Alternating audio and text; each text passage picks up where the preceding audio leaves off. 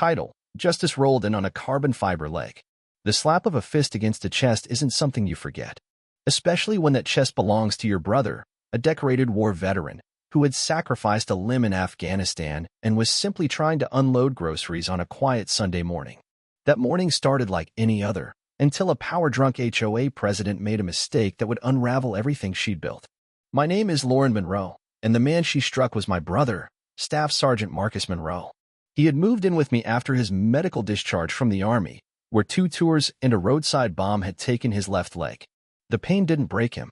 The bureaucracy didn't break him. But what happened that day? That almost did. My driveway was being repaved, so Marcus parked in the designated handicapped visitor spot just near the clubhouse, the very space I had requested be available specifically for him when he moved in. We had just popped the trunk when we heard the telltale screech of tires and the sharp clicks of designer heels. I didn't need to look to know who it was.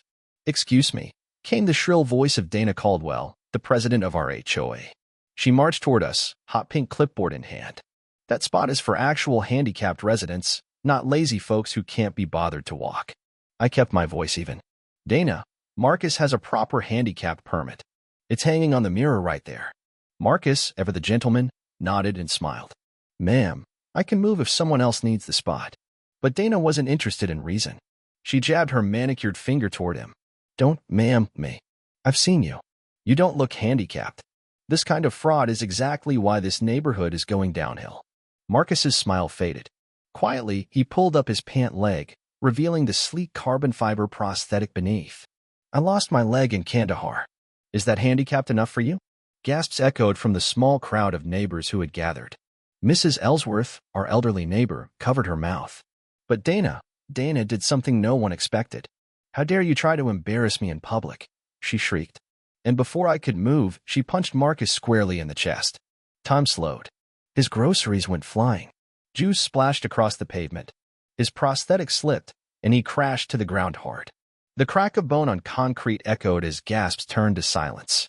I ran to his side. He winced, his breath shallow. Phones were out. Cameras rolling. Dana stood over him, frozen but defiant. "This is what happens when you think you can challenge the rules. No special treatment. No exceptions. You just assaulted a disabled combat veteran," I said coldly.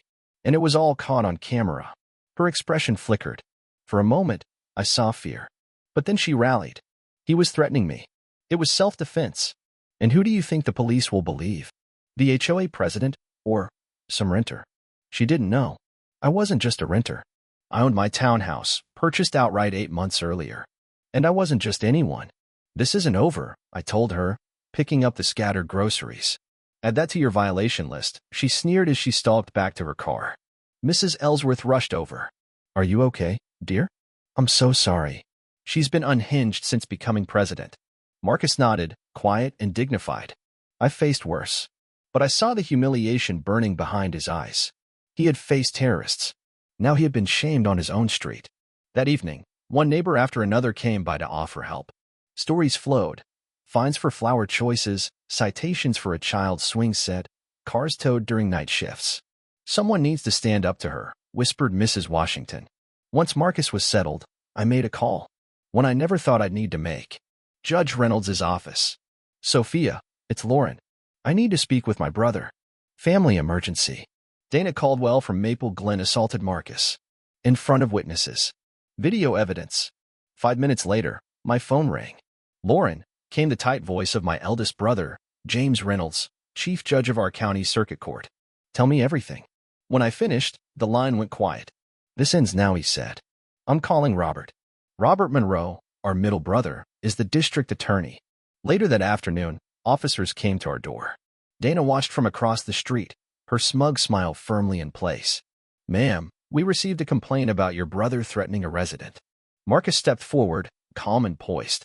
"Officers, I believe these videos might clarify things." They watched. The older officer turned pale. "We'll handle this appropriately," he assured us. Dana's smile finally slipped. The next morning, a flyer appeared. Emergency HOA meeting. Agenda: recent community incident. She was trying to control the narrative. I was ready. Calls flew. Texts buzzed.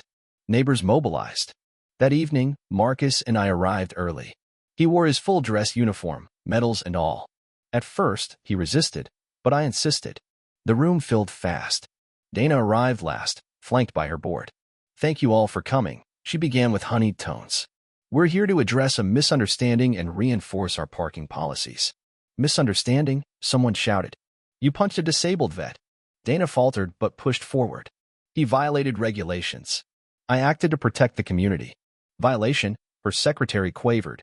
"Unit 32B, improper use of handicapped space. $500 fine. Possible legal action." The room erupted. "Also," Dana added, "we filed a police report against Marcus Monroe and Lauren Monroe for threatening behavior." I stood. "Ms. Caldwell, allow me to introduce myself. I'm Lauren Monroe, court administrator for the county judicial system. Marcus is a decorated staff sergeant and Purple Heart recipient." Marcus stood, every medal gleaming under fluorescent light. "My eldest brother is Chief Judge James Reynolds. Our other brother, Robert Monroe, is the district attorney. And yes, he's already forwarded this case to the Attorney General for special prosecution." Gasps. A hush fell. "Did you know," I continued, "that assaulting a disabled person carries enhanced penalties under state law?" Dana went pale. "This is an abuse of power." "Actually," said Mr. Abernathy, a longtime resident, rising from the front. "According to our bylaws, an HOA president may be removed by a 2/3 majority if their actions harm the community." He held up the bylaws. "Let's vote." Every hand went up, except Dana's, and her boards, now inching away. "You'll regret this." Dana spat. "The only thing I regret," I said, "is not stopping you sooner." "Was all that true?" Marcus asked later. "Every word," I smiled. "The AG's office is personally invested. Her son lost a leg in Iraq. Dana was removed. Her property sold. Her charges included community service at the VA, anger management, and a donation to the Wounded Warrior Project." Mr. Abernathy became interim president. His first act, the creation of a residents' Bill of Rights. The Singh family got to keep their swing set. Mrs. Washington's car never got towed again. Our community garden bloomed with non-regulation flowers. 6 months later, at a community barbecue, kids gathered around Marcus as he showed them his prosthetic. Mrs. Ellsworth patted my shoulder. "Your brother is remarkable. But you changed everything." The next day, a family with a wheelchair-using father moved into Dana's old house. Dana Caldwell thought she could bully a soldier. What she didn't realize was that she picked a fight with a veteran, a judge, a DA, and a sister who knew exactly where to strike back, with justice.